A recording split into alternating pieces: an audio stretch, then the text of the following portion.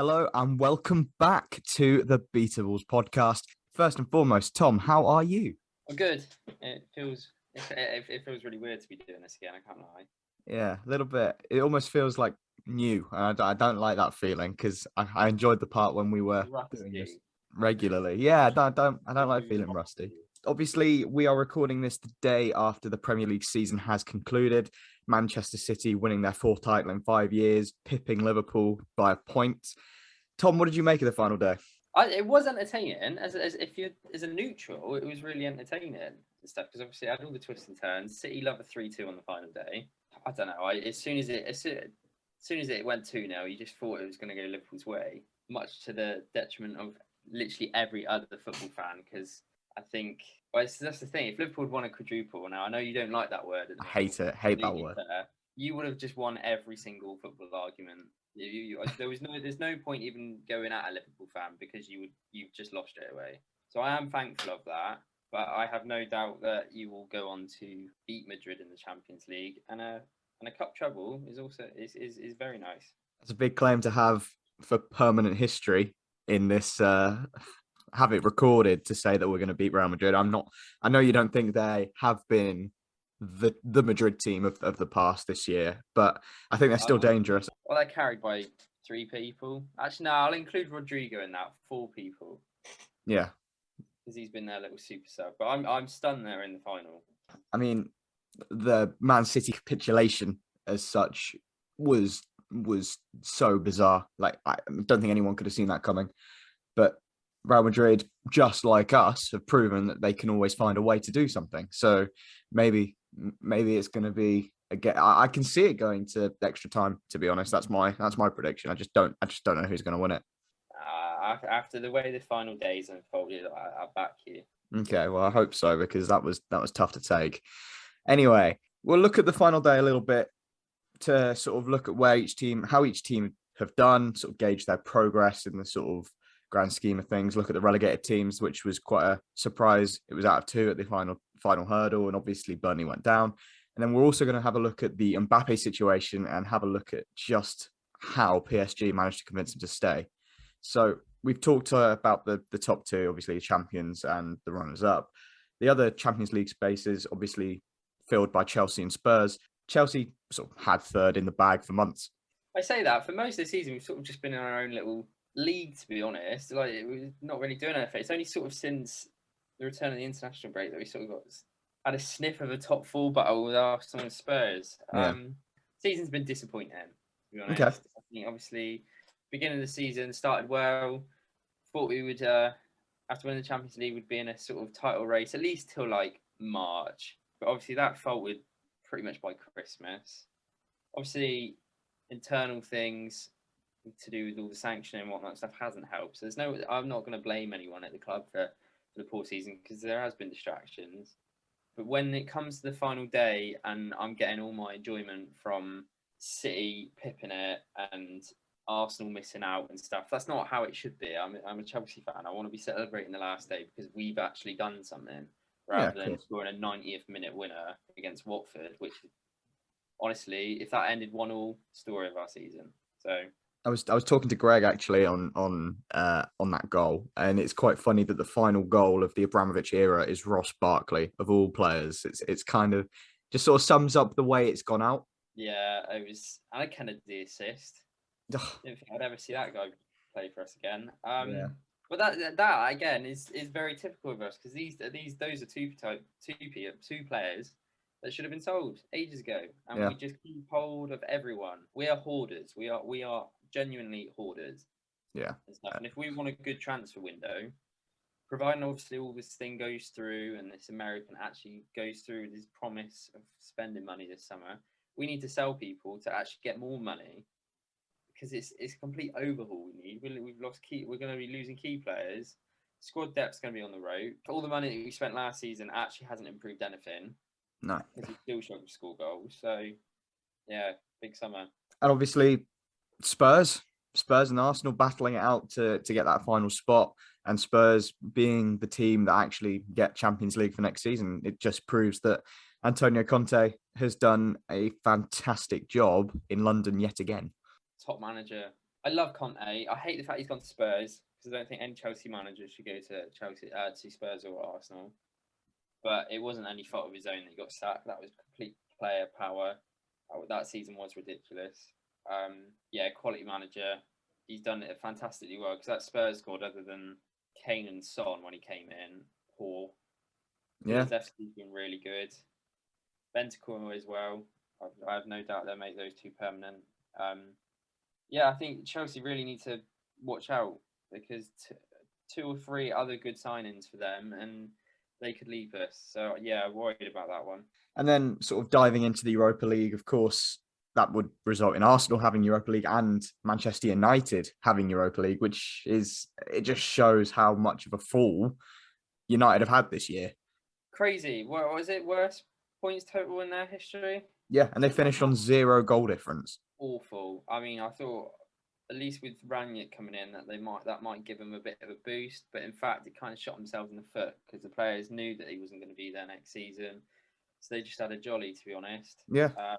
Absolutely love United stand. I think Mark Goldbridge is an absolute hero. So I've actually listened to quite a bit of Man United content, but yeah, their fans aren't happy from top to bottom of that club, and it all shows. It's all toxic.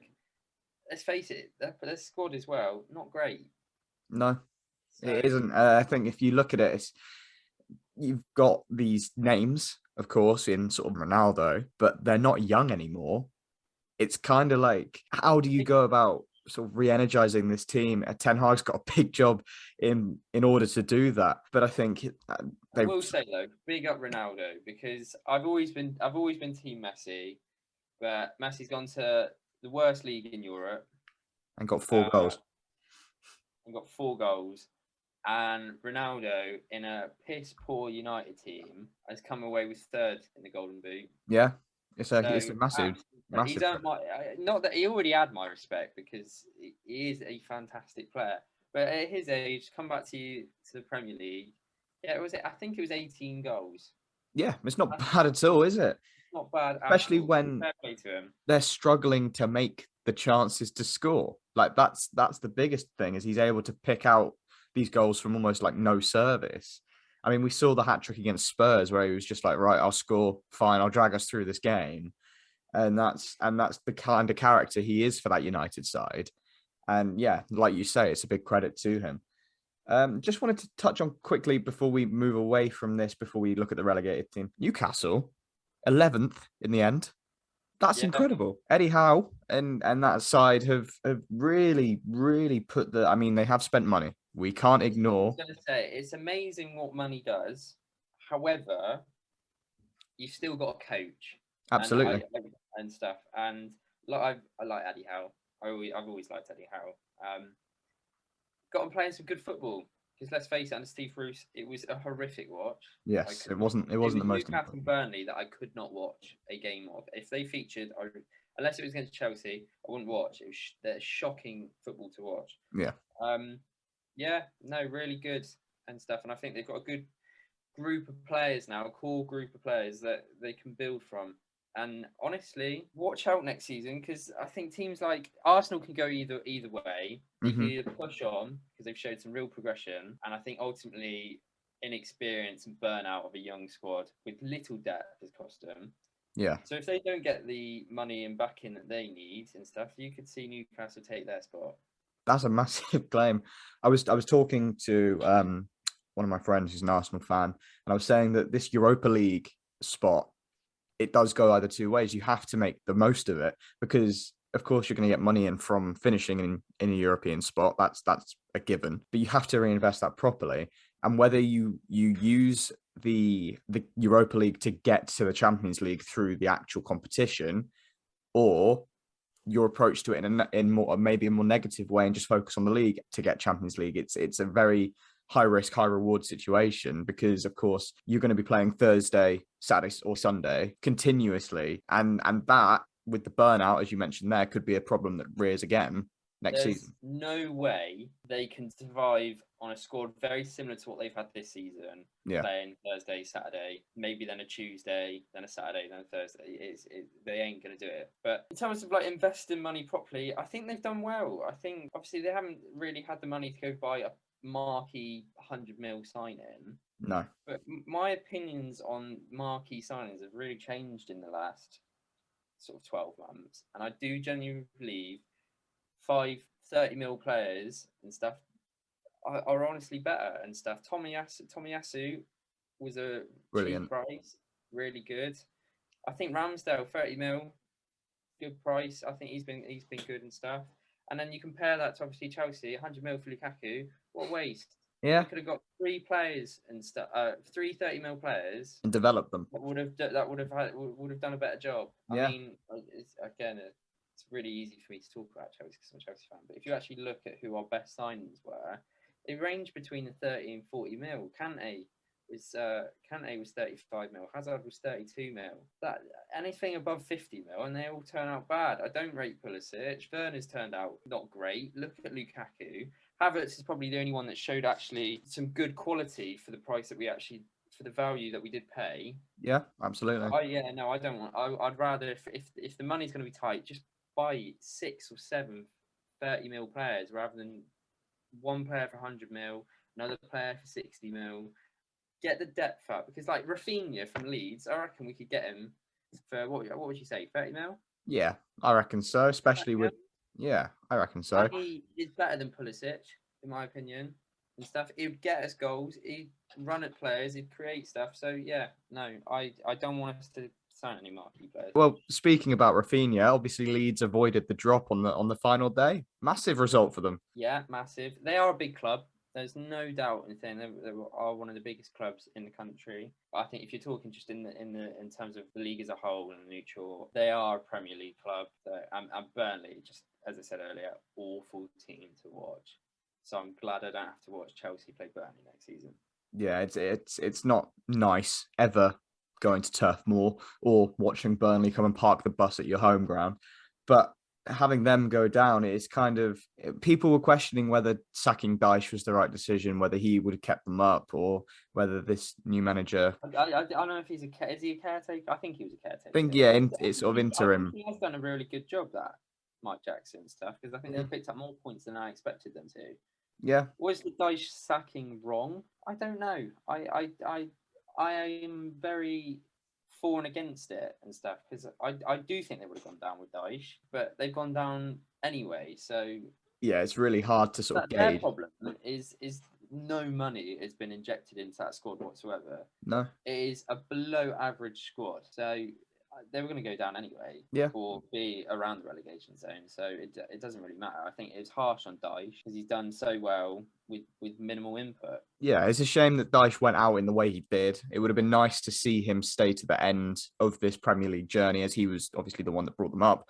But sort of reflecting on the season as a whole now, where does it rank for you? Imagine it was an objective point of view. I think the title race got interesting with the last few months, but before that, we all felt City were going to go on to win it. There's not really been a top 4 race up until the last few games. The big clubs, the traditional top 6, standard-wise, poor. It's not been the best season, I've got to admit. I think there's not been too much competition for like throughout the whole season. It's only been in periods, obviously title race near the end of the season, 4th place near the end of the season and stuff. It's all been, the quality's been poor from what we've expected. Okay. Obviously, there's certain teams in the sort of midfield who have done really well. I think Leicester, considering their injury crisis, done well to finish where they finished. Brighton stepped up, first top half finish for them. Yeah, absolutely. Credit to Graham Potter. Palace under Vieira, really good. Newcastle have obviously turned around. So the quality in terms of the midfield, I think, has gone up. But the quality at the top of the table, obviously, we exclude City and Liverpool because they are just phenomenal. But what you expect for the teams that should be around them, poor. I mean, if we look at the points difference here between 2nd and 3rd, shocking. That's embarrassing. We're closer to. I wouldn't surprise. We are probably closer to 8th than we are 2nd. Not far off. It says it all. City and Liverpool are in that own league, and no one. This is what I think. I hated the fact that I was like, oh yes, City have won the league and stuff. Obviously, I really didn't want Liverpool to win a quadruple. I just no one wants that. And wow, not no one. Obviously, the Liverpool fans want it, yeah, but I shouldn't be sat here being like, oh, I'm gassed that Arsenal have dropped out because they were getting mouthy and saying they were going to finish 3rd and that London's ours and all that. It's not. and getting excited that City want to. I don't want to be doing that. No. I want to be getting into my own team. I should be focusing. I don't like this whole taking. No one should be having a make take of Liverpool. No one whatsoever, because we ain't not even fit. No other club other than City is fit to lace the boots of Liverpool. I don't like that fact. Focus on your own team, and for me, poor. Right. So we've talked about the Premier League. What a campaign for Man City. What a campaign for Liverpool. Not so much for the other teams. But now we talk about the big news that came out last week is that Kylian Mbappé has re-signed with PSG for another 3 years. But the contract that they gave him was absurd. So let's talk about it. So Kylian Mbappé signing with PSG for £150 million sign-on, ridiculous in itself. What do you think this means for the future of, well, football? Well, it's quite simple, isn't it? Elite players will be running their own clubs. I just think the whole thing is disgusting. Now, I'm not going to sit here and give lectures on footballers not deserving money and stuff, because that is already a given. We all know that football is getting more and more money based by the year. Newcastle sums that up, but the money is ridiculous. Don't get me wrong, but it's the other parts of the deal that's touted, sort of the incentives, which absolutely baffle me, because it is no longer PSG, it is Mbappe FC. Yeah, that's very, very true. Within this deal, obviously, there's been sources coming out saying that he now has the power when it comes to selling players, buying players. The manager that comes in, rumors that he wants Zidane to replace Pochettino, which is strange. I don't quite get that one, but I guess there's the French connection there. Yeah, Poch hasn't really done a good job for me. It's winning Ligue 1 is a given. That you should not be measuring PSG success off of that and stuff. But in terms of their season, but in terms of the performances and how many games they have actually lost in that league, just that's where you focus. How many games they've lost. The Champions League bottle job. Yep.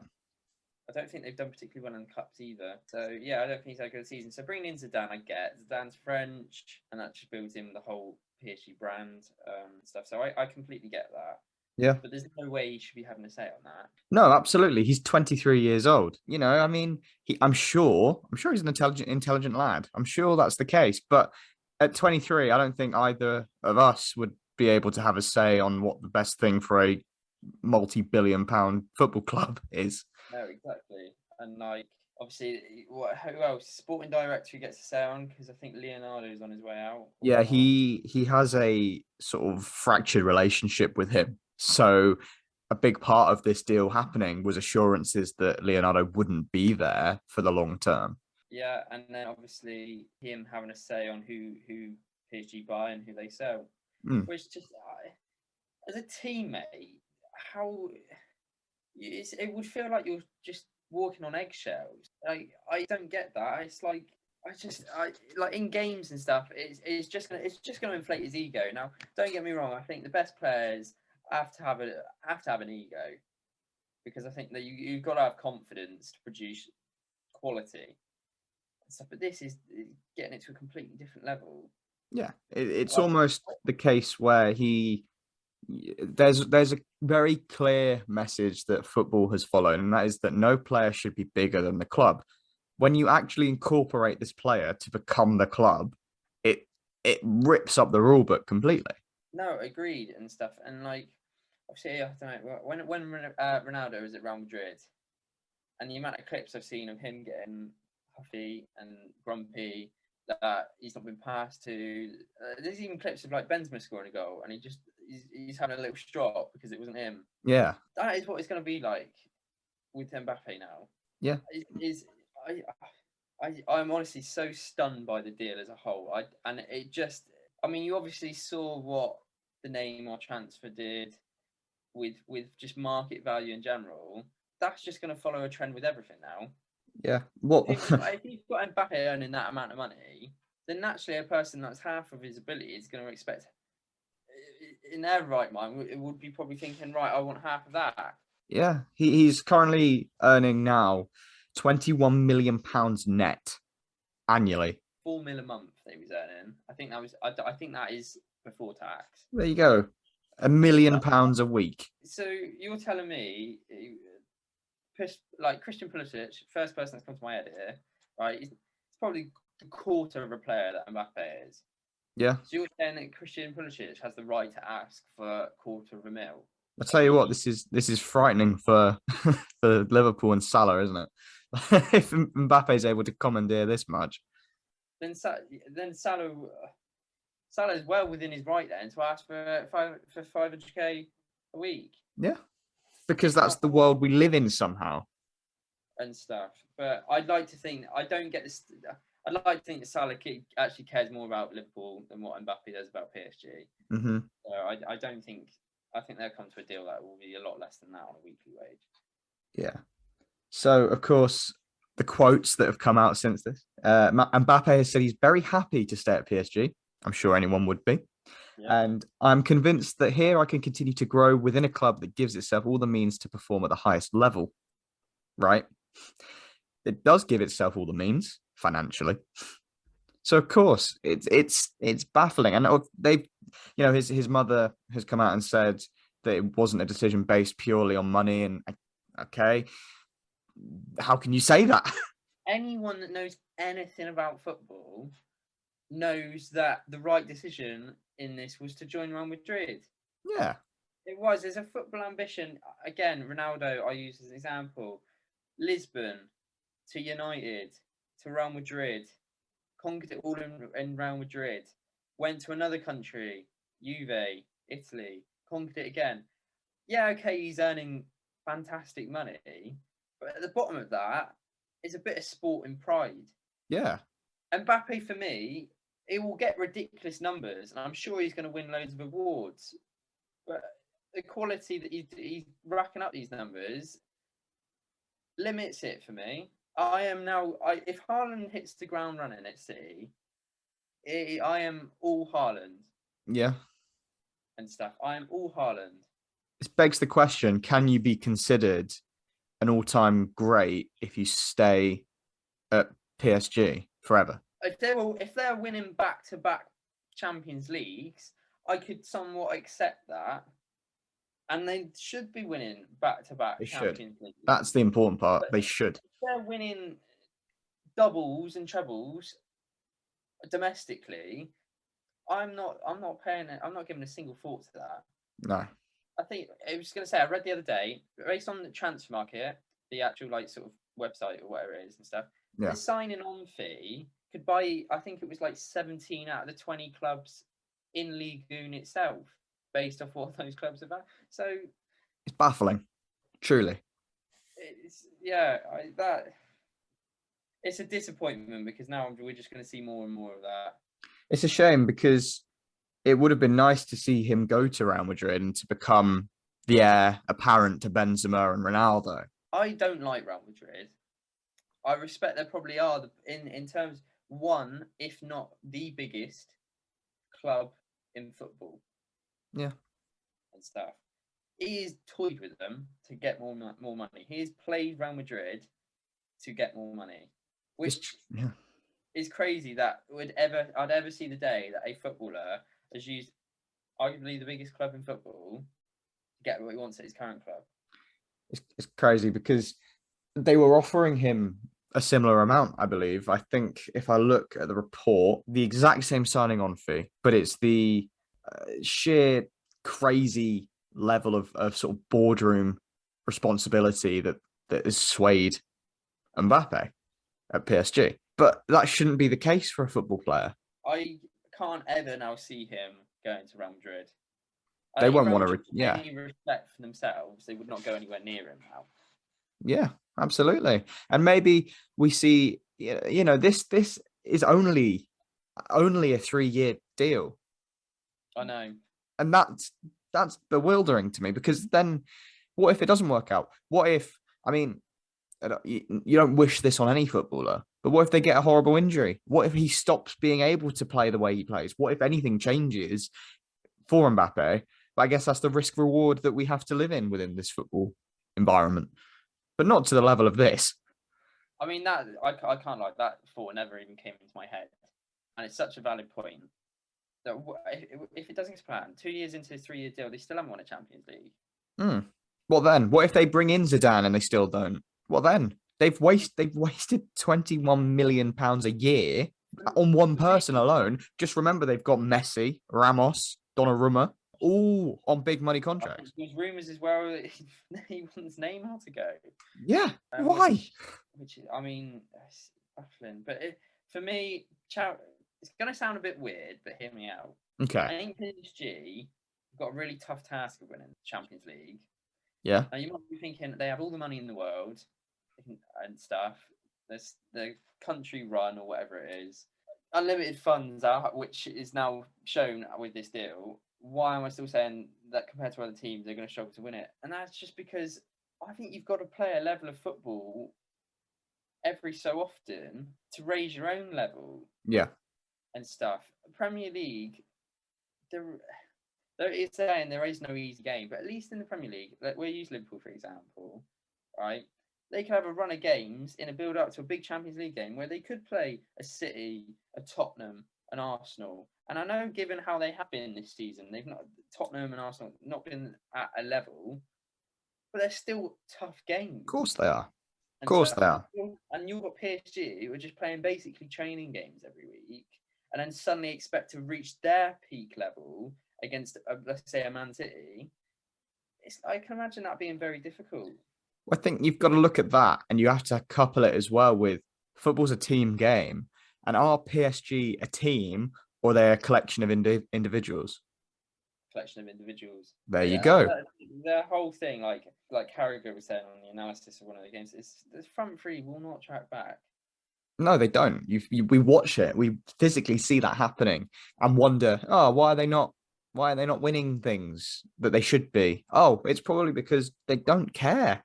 Look at Liverpool. Look at Liverpool's thing and stuff. They're not world class in every position. You got James Milner running around the entirety of the pitch still. That's what makes Liverpool good. Yeah, is that you've got workhorses. You've got, and even say that, even like Luis Diaz, who I think is incredible. His work ethic is insane. He's back and back constantly. He plays like his career's on the line every single game. Exactly. And that's how it should be. So I think regarding the whole Mbappé deal and stuff, but no, I think this deal, sort of just to sum it up, this deal, very bad for football. Yeah. Very bad. Because now we're at a point now where it is visible to see a player power of like I'll use Conte for example. He got sacked because players weren't happy with him, and well, I can't say it was because of that, but there was signs of that. You can't say anything. There is clear signs here now that player power is genuinely a thing now. Absolutely. And we will see that from now on.